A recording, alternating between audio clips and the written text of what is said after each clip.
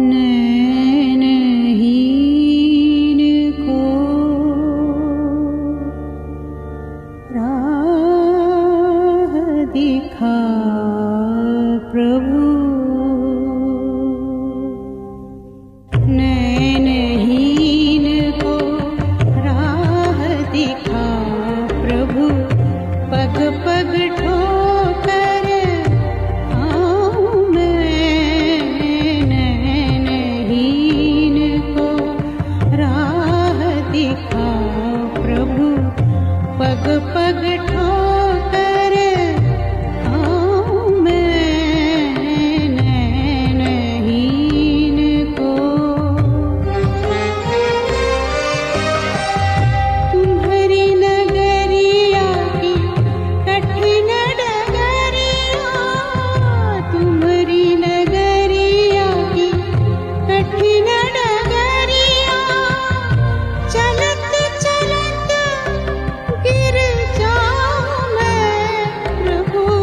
नैनहीन को राह दिखा प्रभु। पग पग ठोकर आऊं मैं। नैनहीन को राह दिखा प्रभु।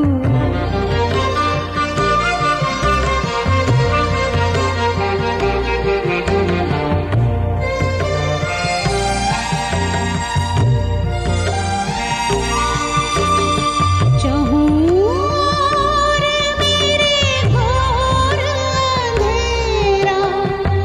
भूल न जाऊं द्वार तेरा। चहुँओर मेरे घोर अंधेरा। भूल न जाऊं द्वार तेरा। ओम शांति 12/6/2025 प्रातः मुरली। ओम शांति बाप दादा मधुबन। बाबा आज कह रहे हैं, मीठे बच्चे, तुम्हें अभी ज्ञान की दृष्टि मिली है, इसलिए तुम्हारा भटकना बंद हुआ। तुम शांति धाम सुख धाम को याद करते हो। मीठे बच्चे, तुम्हें अभी ज्ञान की दृष्टि मिली है, इसलिए तुम्हारा भटकना बंद हुआ। तुम शांति धाम सुख धाम को याद करते हो। प्रश्न, देवताओं में कौन सी ताकत है और वो ताकत किस विशेषता के कारण है? उत्तर, देवताओं में सारे विश्व पर राज्य करने की ताकत है। वो ताकत विशेष एक मत की विशेषता के कारण है। वहाँ एक मत के होने के कारण वजीर आदि रखने की दरकार नहीं। देवताओं ने संगम पर बाप से ऐसी श्रीमत ली हुई है जो 21 जन्म राज्य करते हैं। वहाँ एक राजा की एक दैवी फैमिली होती है, दूसरी मत होती नहीं। गीत नयनहीन को राह दिखाओ प्रभु। ओम शांति। बच्चों को नयन मिले हैं, पहले नयन नहीं थे। कौन से नयन? ज्ञान के नयन नहीं थे, अज्ञान के नयन तो थे। बच्चे जानते हैं ज्ञान सागर एक ही बाप है, और कोई में ये रूहानी ज्ञान है नहीं। इस ज्ञान से सद्गति हो, अर्थात शांतिधाम सुखधाम जाना हो। अभी तुम बच्चों को दृष्टि मिली है कैसे सुखधाम बदलकर फिर माया का राज्य व दुखधाम बनता है। पुकारने लगते हैं कि नयनहीन को राह बताओ। भक्ति मार्ग के यज्ञ दान पुण्य आदि से कोई राह नहीं मिलती है शांतिधाम सुखधाम जाने की। हर एक को अपना पार्ट बजाना ही है। बाप कहते हैं, मुझे भी पार्ट मिला हुआ है। भक्ति मार्ग में पुकारते हैं, मुक्ति जीवन मुक्ति की राह बताओ।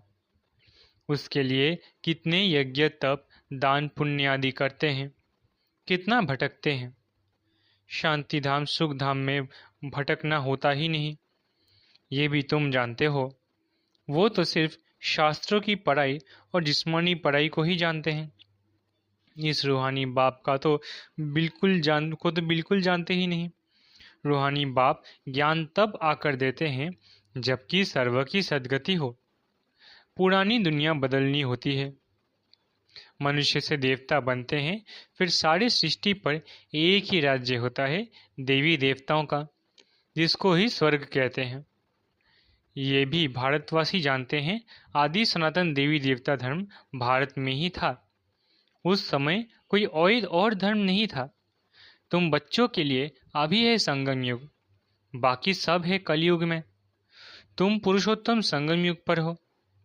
जो बाप को याद करते हैं, बाप की श्रीमत पर चलते हैं, वो संगम युग पर है, बाकी कलयुग में है।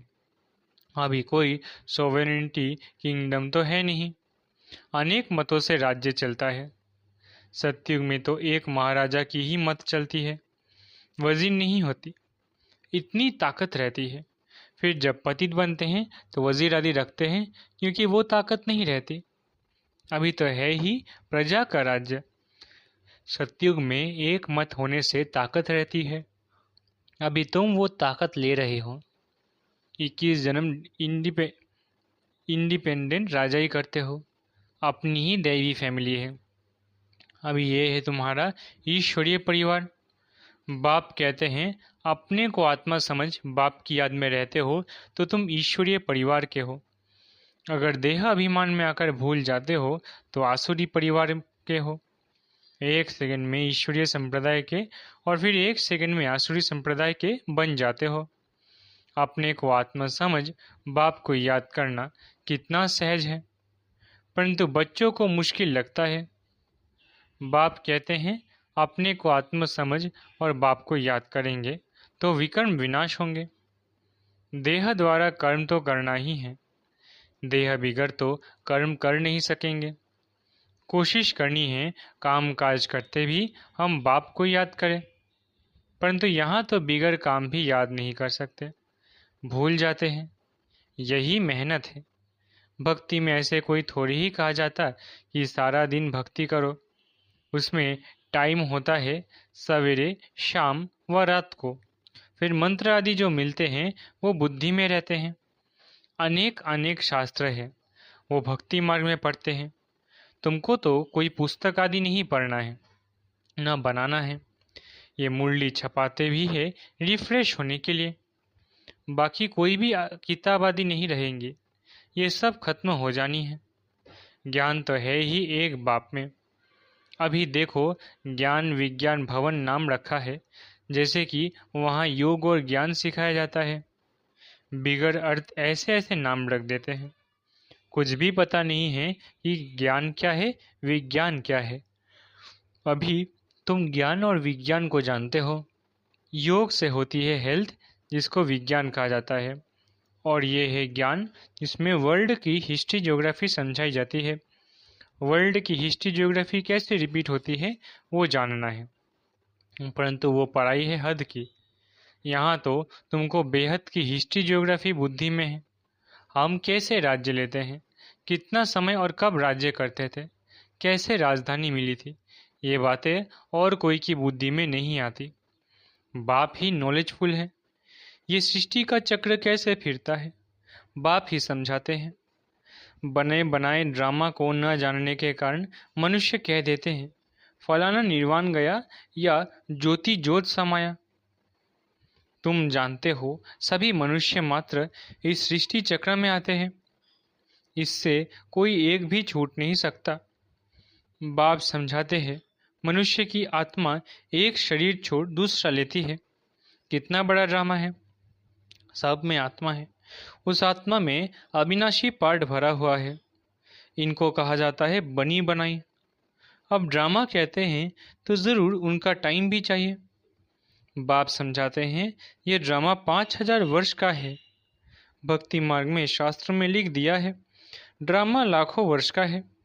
इस समय ही जबकि बाप ने आकर सहज राजयोग सिखाया था।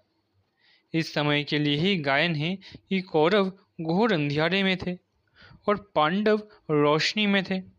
वो लोग समझते हैं कलयुग में तो अर्जुन 40,000 वर्ष है। उन्हों को ये पता नहीं पड़ता कि भगवान आया है। इस पुरानी दुनिया का मौत सामने खड़ा है, सब अज्ञान नींद में सोए पड़े हैं।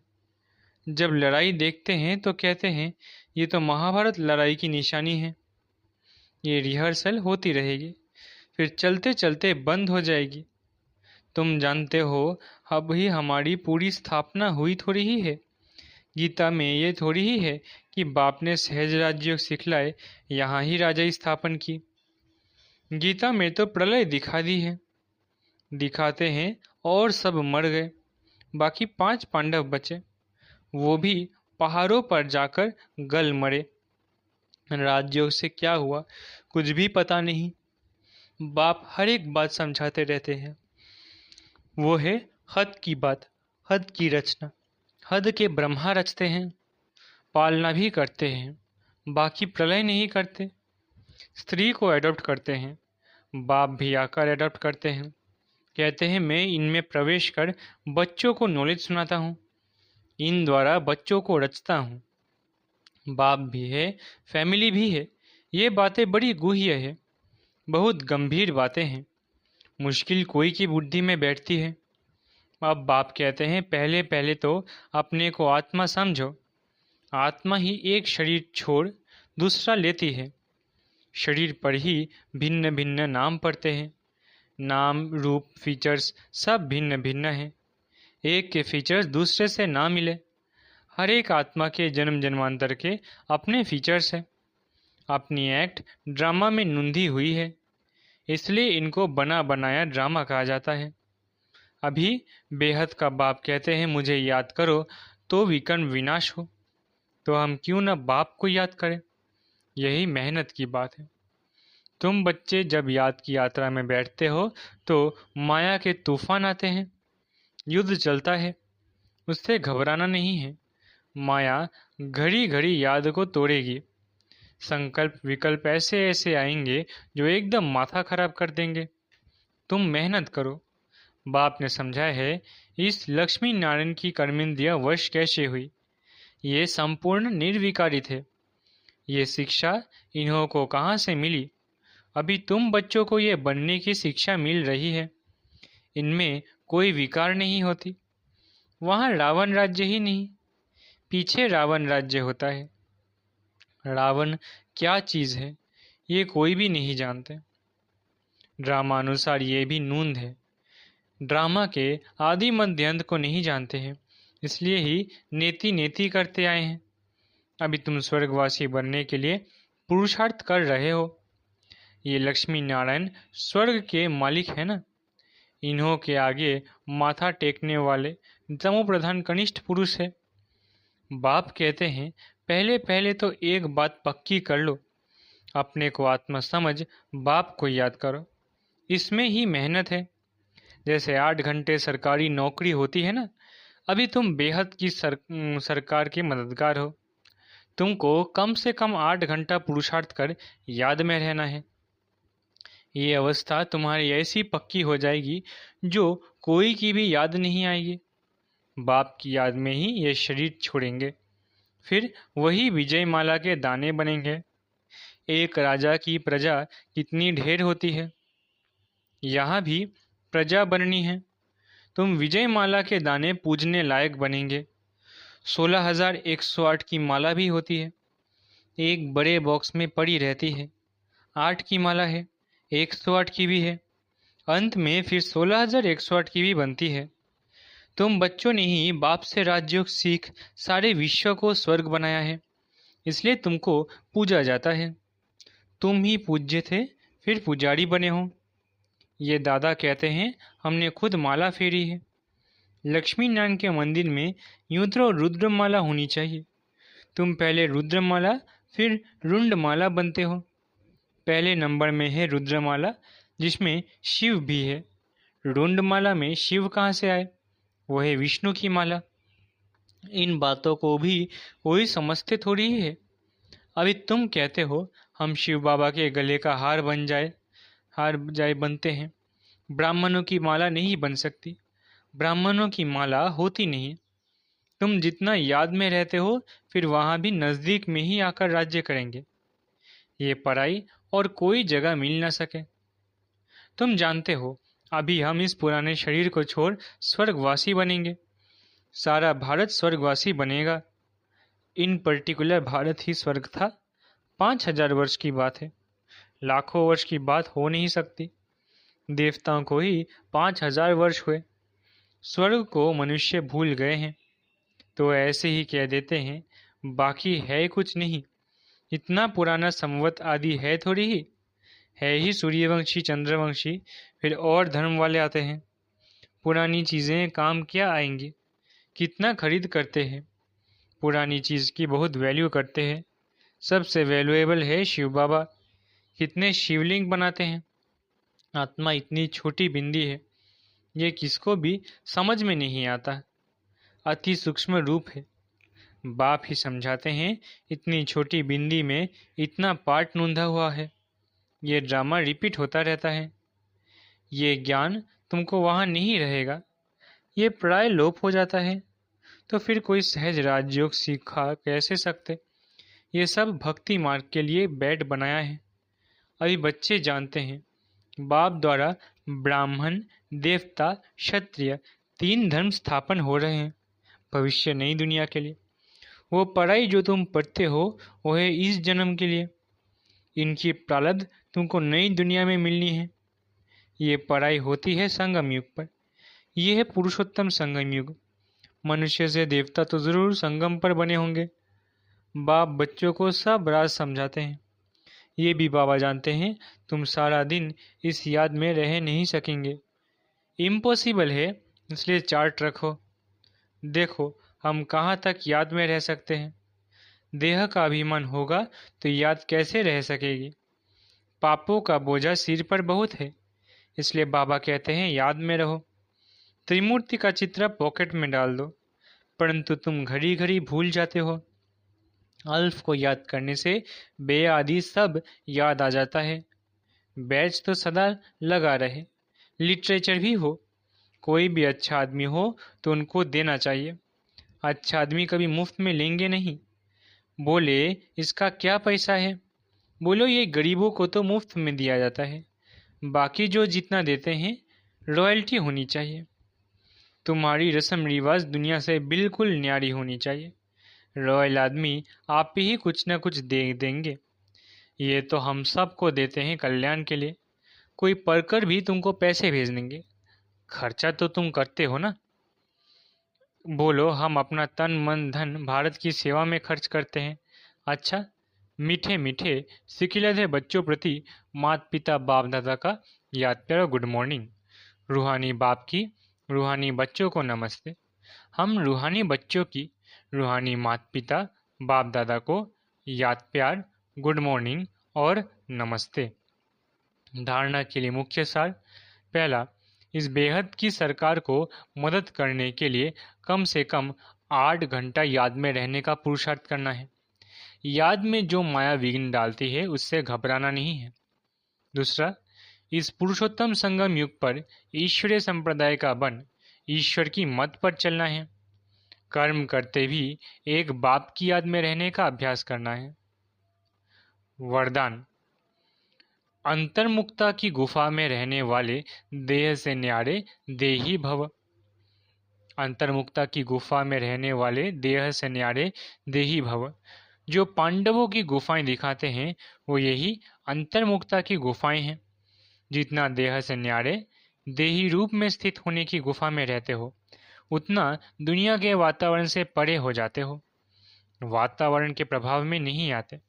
जैसे गुफा के अंदर रहने से बाहर के वातावरण से परे हो जाते हैं, ऐसे ये अंतर्मुक्ता की गुफा भी सबसे न्यारा और बाप का प्यारा बना देती है। और जो बाप का प्यारा है वो स्वतः सबसे न्यारा हो जाता है। स्लोगन। साधना बीज है और साधन उसका विस्तार है। विस्तार में साधना को छिपा नहीं देना। स्लोगन। साधना बीज है और साधन उसका विस्तार है। विस्तार में साधना को छिपा नहीं देना। अव्यक्त इशारे। आत्मिक स्थिति में रहने का अभ्यास करो, अंतर्मुखी बनो। अंतर्मुखी की निशानी सदा सागर के तले में खोए हुए गंभीर मूर्त। चेहरे द्वारा आत्मिक स्थिति के चिन्ह दिखाई देंगे। एक और मनन चिंतन करने वाला चेहरा और फिर रमणीक अर्थात मुस्कुराता हुआ चेहरा, दोनों ही लक्षण सूरज से प्रत्यक्ष होंगे। अंतर्मुखी तथा हर्षित मुख दिखाई देंगे क्योंकि माया का सामना करना समाप्त हो जाएगा। अच्छा, ओम शांति। शुक्रिया बाबा।